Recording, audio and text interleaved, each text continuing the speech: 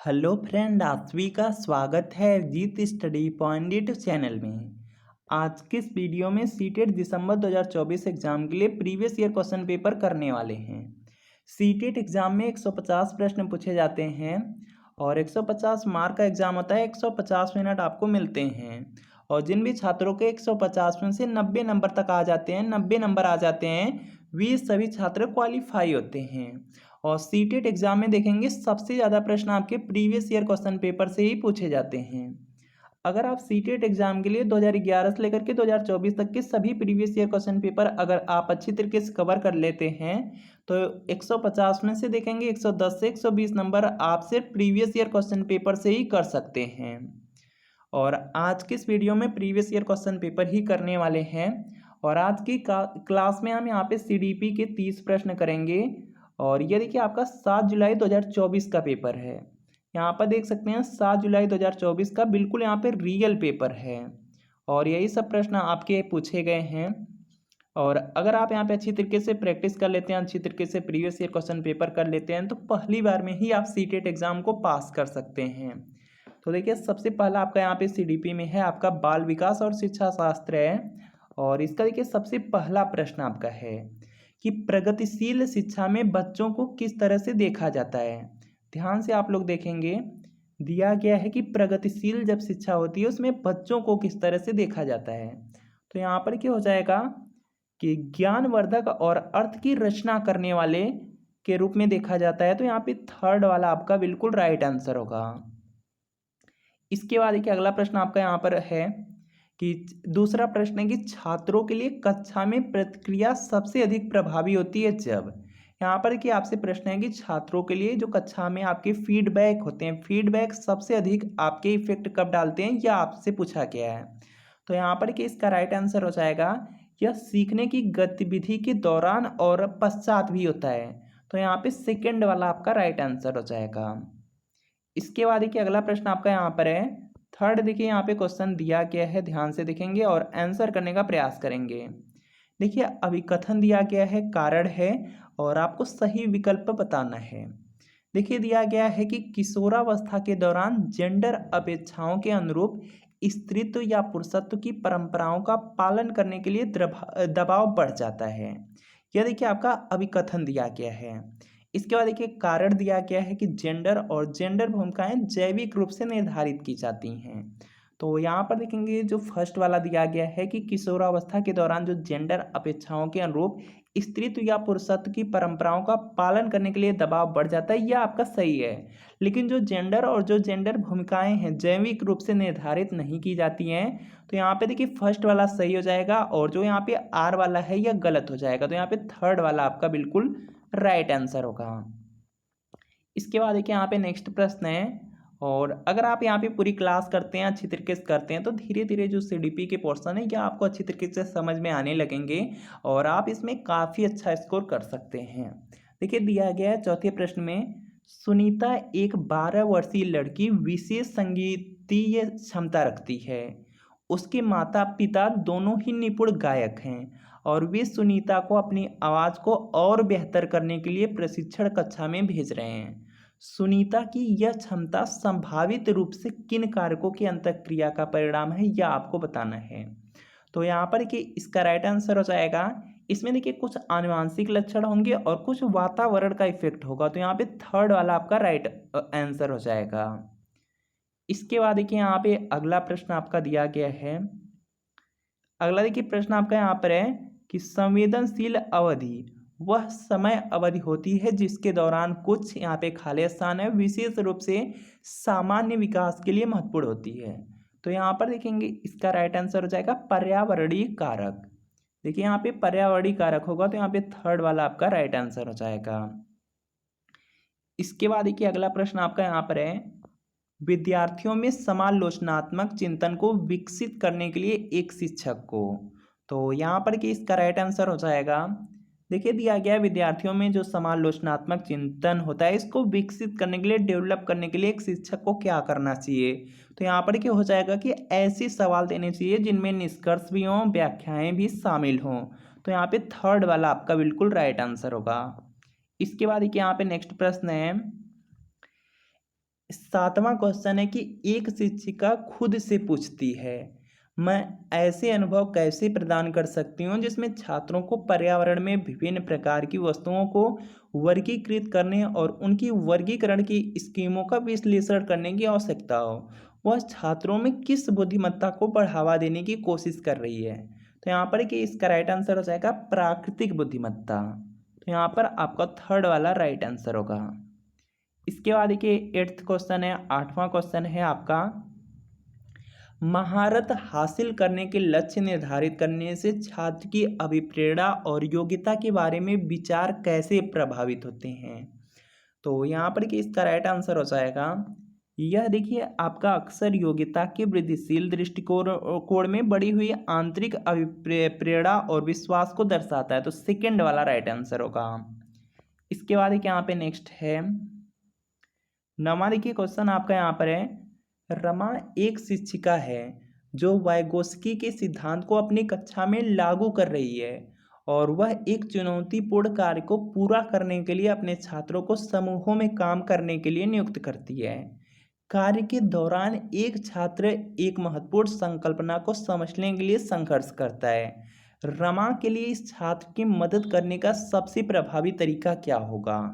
तो इसको ध्यान से आप लोग पढ़ेंगे तो यहाँ पर कि इसका राइट आंसर होगा, छात्र के साथ समस्या पर काम करें और समूह के अन्य सदस्यों को शामिल करते हुए आवश्यकता अनुसार मार्गदर्शन और प्रतिपुष्टि प्रदान करें। तो यहाँ पे फोर्थ वाला आपका राइट आंसर होगा। इसके बाद देखिए यहाँ पे नेक्स्ट प्रश्न आपका है 10वां क्वेश्चन आपका देखिए दिया गया है, अविकथन है, कारण है और आपको सही विकल्प बताना है। देखिए यहाँ पे दिया गया है, शिक्षकों को विद्यार्थियों के बीच बहस, चर्चा और सहयोग को प्रोत्साहित करना चाहिए। देखिए यहाँ पे प्रोत्साहित दिया गया है तो बिल्कुल सकारात्मक हो जाएगा। हमेशा देखिए जो शिक्षक होते हैं इनको विद्यार्थियों के बीच बहस करनी चाहिए, चर्चा करना चाहिए, सहयोग करना चाहिए। तो यह आपका बिल्कुल राइट है। इसके बाद देखिए यहाँ पे दिया गया, ज्ञान उत्पादन एक निष्क्रिय प्रक्रिया है और सामूहिक गतिविधियों में संलग्नता अर्थपूर्ण अधिगम में बाधा डालता है। बिल्कुल गलत हो जाएगा। तो यहाँ पर कि इसका राइट आंसर हो जाएगा कि ए सही है लेकिन आर गलत है। तो थर्ड वाला कथन राइट आंसर होगा। इसके बाद एक यहाँ पे नेक्स्ट है, भावनाओं, व्यक्तित्व और सामाजिक संबंधों में परिवर्तन और स्थिरता किस विकास में शामिल हैं। तो यहाँ पर कि इसका राइट आंसर हो जाएगा, यह देखेंगे आपके मनोसामाजिक विकास हैं। तो यहाँ पे थर्ड वाला आपका राइट आंसर होगा। इसके बाद देखिए अगला प्रश्न है आपका यहाँ पे, छात्रों के विविध समूहों को पूरा करने के लिए निम्नलिखित में से कौन सांस्कृतिक रूप से उत्तरदायी शिक्षण का सही वर्णन करता है।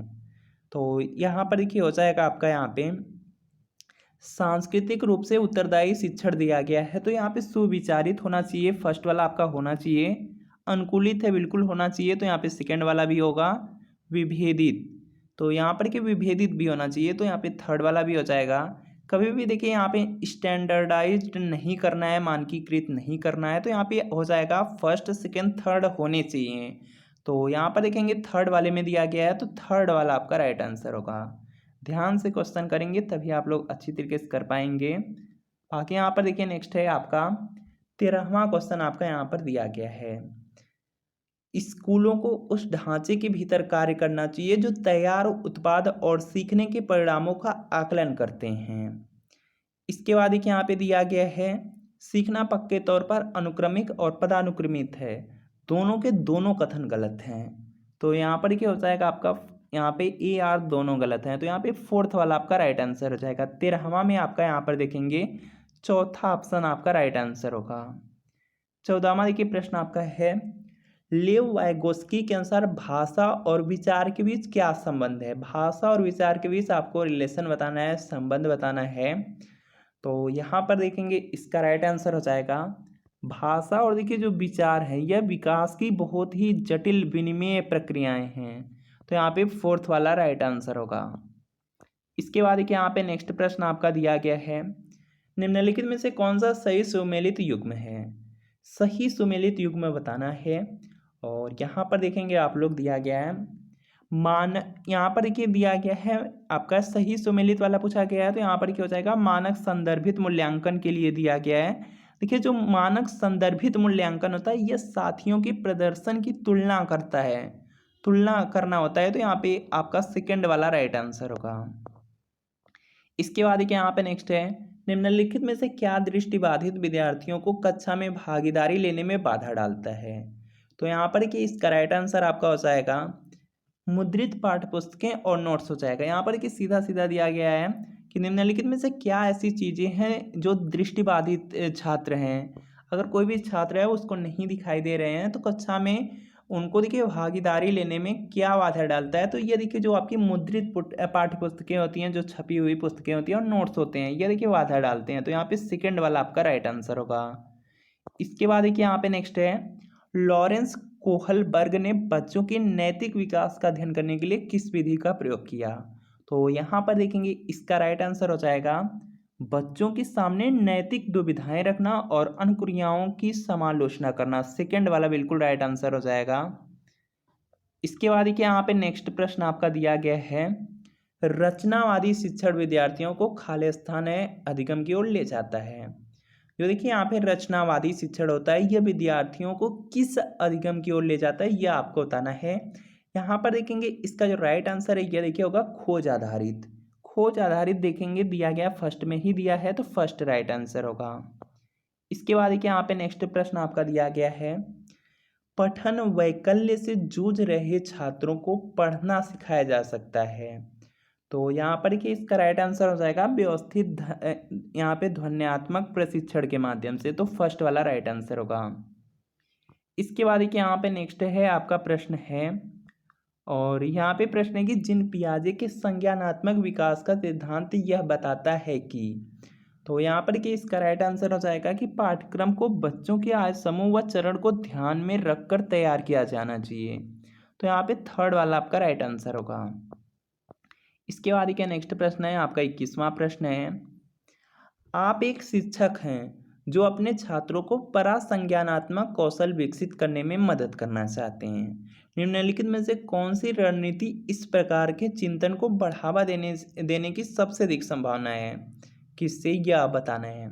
तो यहाँ पर कि इसका राइट आंसर हो जाएगा कि छात्रों को अपने स्वयं के सीखने और सोचने की प्रक्रिया पर विचार करने के लिए प्रोत्साहित करना चाहिए। सेकंड वाला राइट आंसर होगा।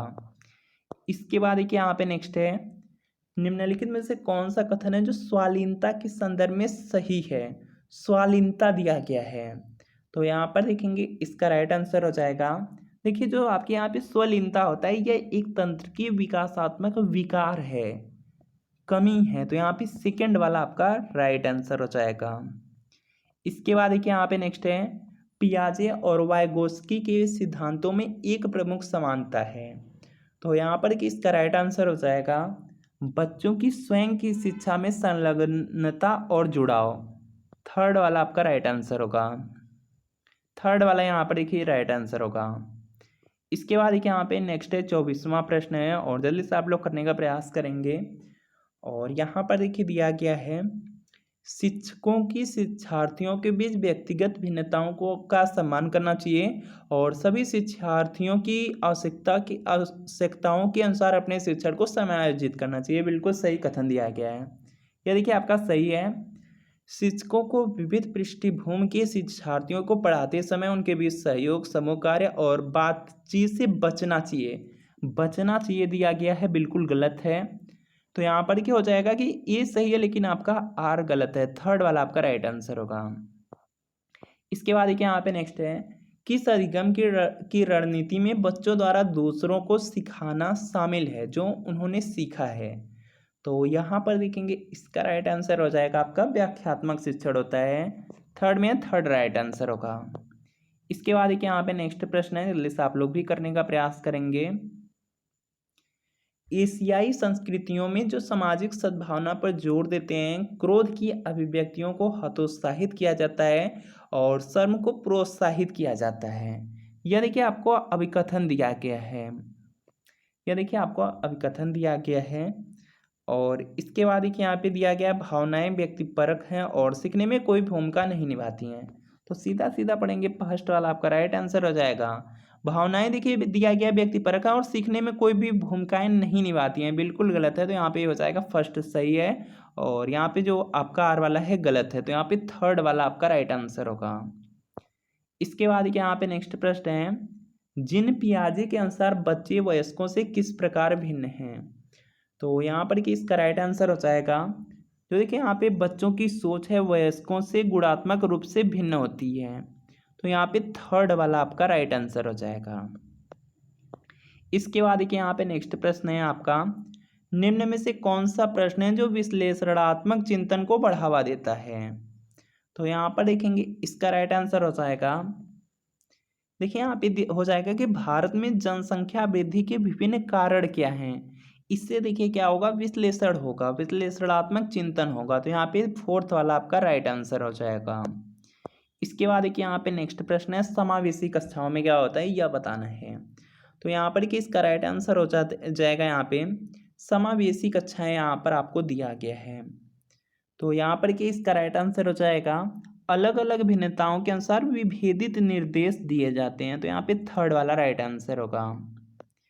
इसके बाद देखिए यहाँ पे नेक्स्ट प्रश्न आपका दिया गया है और लास्ट प्रश्न आपका है यहाँ पे 30वां प्रश्न है, ध्यान से आप लोग देखेंगे उसके बाद आंसर करना है। अभिकथन दिया गया है, कारण दिया गया है। देखिए आपका यहाँ पे दिया गया है, शिक्षकों को बच्चों को प्रयोग के लिए बहुत सारे अवसर देने चाहिए और उदाहरणों और गैर उदाहरणों पर चर्चा करनी चाहिए। बिल्कुल यहाँ पर कि सही हो जाएगा, शिक्षकों को बच्चों को प्रयोग के लिए बहुत सारे अवसर भी देने चाहिए, उदाहरण और गैर उदाहरण से उनको उन पर चर्चा करनी चाहिए, समझाना चाहिए। यह तो आपका अभिकथन बिल्कुल सही है। बच्चों में गलत धारणाओं से निपटने के लिए एक रचनात्मक तरीका है इसका विपरीत उदाहरण प्रदान करना। यह भी देखिए यहाँ पे सही हो जाएगा। अगर बच्चों में गलत अवधारणाएं बन रही हैं तो उससे निपटने के लिए जो भी आपका यहाँ पर देखिए क्वेश्चन है, प्रश्न है, उसका आपको क्या करना है, विपरीत उदाहरण देना है। तो इससे भी यहाँ पर देखिए डेवलप होगा। तो यहाँ पर क्या हो जाएगा आपका, यहाँ पे ए भी सही है, आर भी सही है, और ए की आर बिल्कुल सही रूप से व्याख्या कर रहा है, तो फर्स्ट राइट आंसर हो जाएगा। तो यहाँ पर के 30 प्रश्न आपके जो सीडीपी के अंक बिल्कुल कंप्लीट हो गए हैं। और यह देखिए जो आपका 7 जुलाई 2024 का पूरा पेपर है, अगर इसे आप लोग डाउनलोड करना चाहते हैं पूरे पेपर को, तो Ajit study point Telegram channel को ज्वाइन कर लीजिए। वहाँ पर यह पूरा पेपर आपका सेंड कर दिया जाएगा।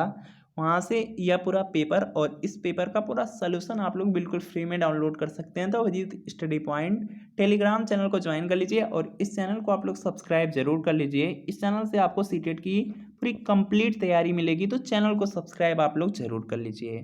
तो मिलते हैं फ्रेंड नेक्स्ट वीडियो में।